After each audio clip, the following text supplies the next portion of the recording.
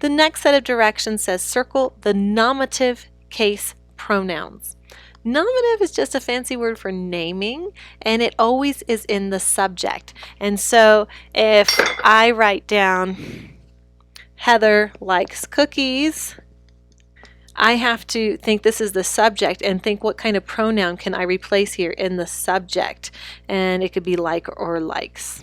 So let's go through this list and make sure it makes sense to see if it could be a naming or subject nominative pronoun.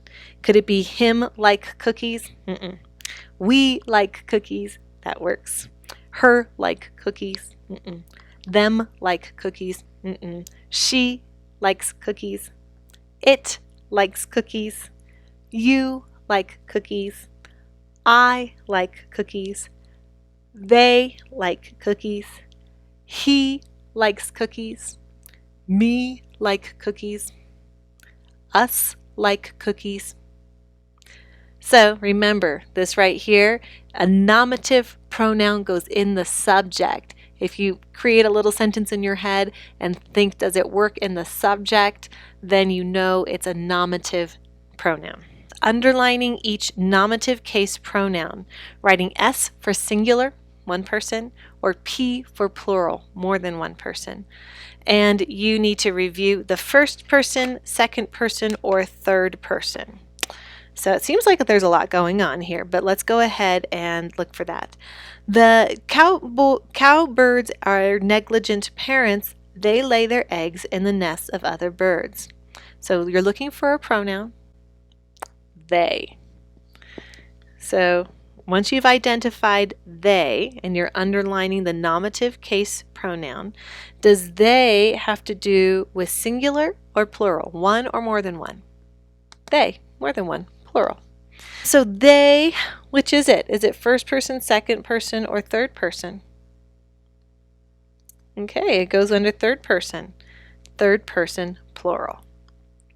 Number 21 says James Herriot was a British veterinarian. He wrote stories about his experience. So let's take a look and see if we can find the pronoun. I hope you underlined he. He, does that refer to one person or more than one person? If you said one person, then it is a singular pronoun. And is he a first person, second person, or third person? Third person. There you go.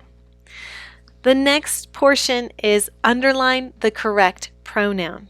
Jake rode his bike to the miller's. He or him and Ken are going hunting tomorrow. You need to make sure to pick something that is a subject. He is correct. The next section says, remember me telling you about Ken? Well, that is him or he over there. Since that is already the subject of the sentence, I need something that is not the subject of the sentence. Him. The next section that we have to do is defining the terms. For this one, I want you to spend time flipping around and defining your terms and writing them out, and this will help it get into your head. So go ahead and do that. The next portion is write whether each underlined verb is an action or linking verb. So remember, action shows something that we can see or do. Linking, I could always say my subject equals something in my predicate. So either by renaming my subject or describing my subject. And so this equals right here says, I am a teacher. She is a good student. So whatever you have in your subject is described or renamed by this linking verb. Bacon smells delicious. So let's go ahead and give you a chance to do that.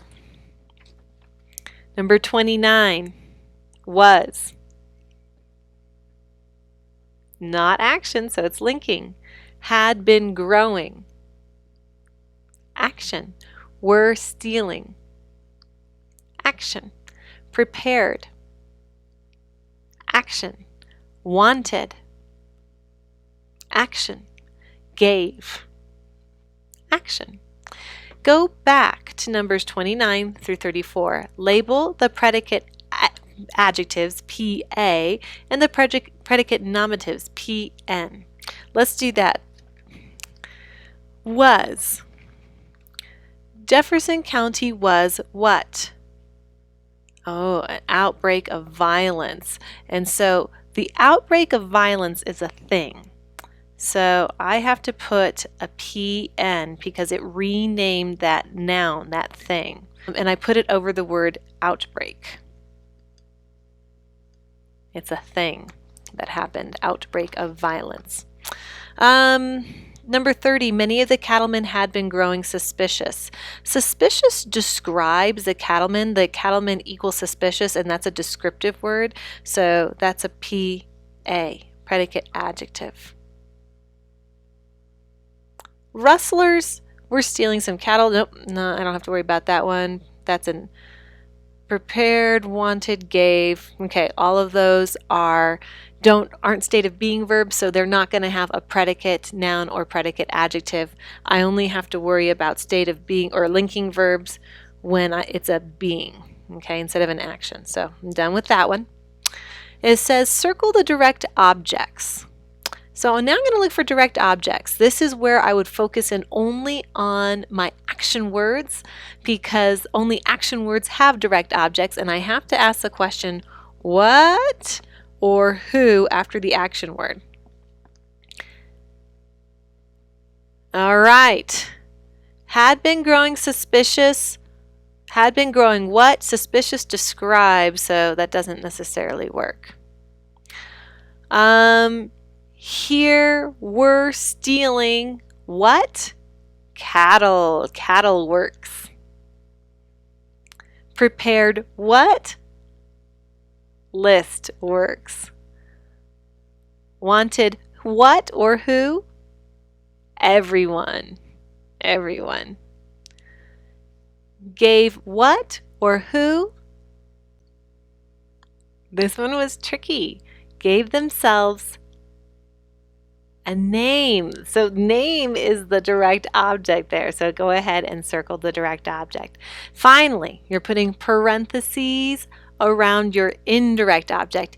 And don't feel like you have to look at all of this because you're only scanning back and looking for the ones that you put the direct object with. An indirect object only happens if there is a direct object and not all the time. So an IO only goes if there's a DO. So let's look for any DOs, any direct object. Let's see, we said rustlers were stealing cattle, but does not answer who of their cattle, to whom. Nope, so that one doesn't work. Prepared what? A list, and so a list for whom? I can't answer that question, for whom. Wanted what? Everyone, and so for whom, I can't answer that question. Gave what? The name for whom. Finally, I have one indirect object, and I am going to put a parentheses around themselves. So it's going like this.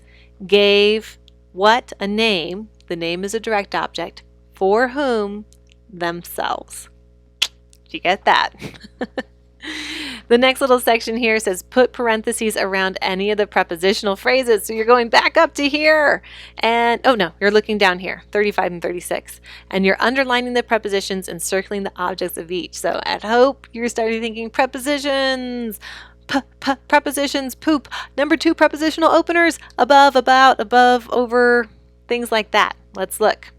The invaders raided a ranch near Buffalo and killed 2 men on their list. On their list. Underline on, circle list. When the news of the invaders'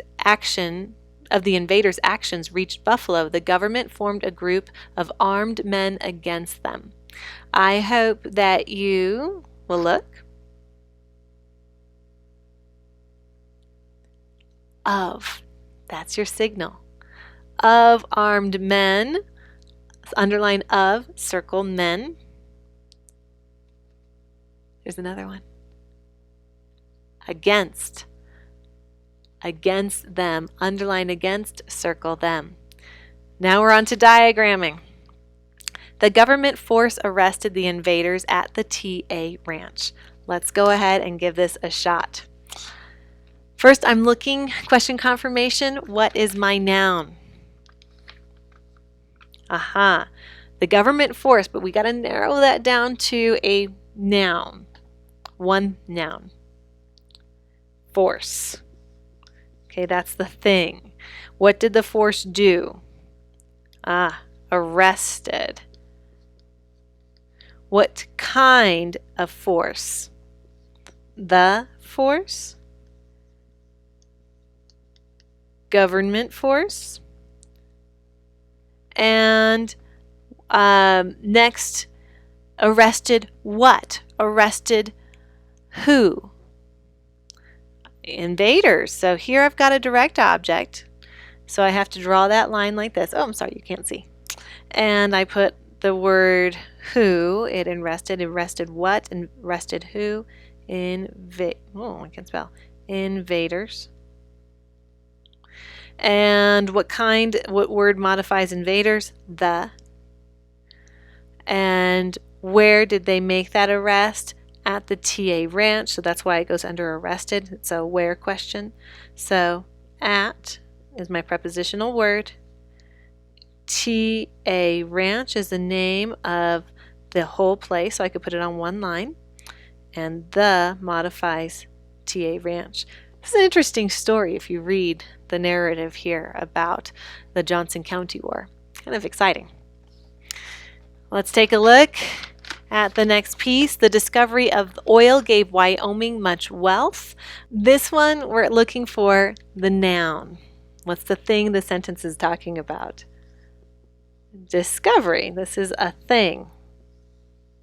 We're not talking about discovering, the verb discovery, the thing. Okay.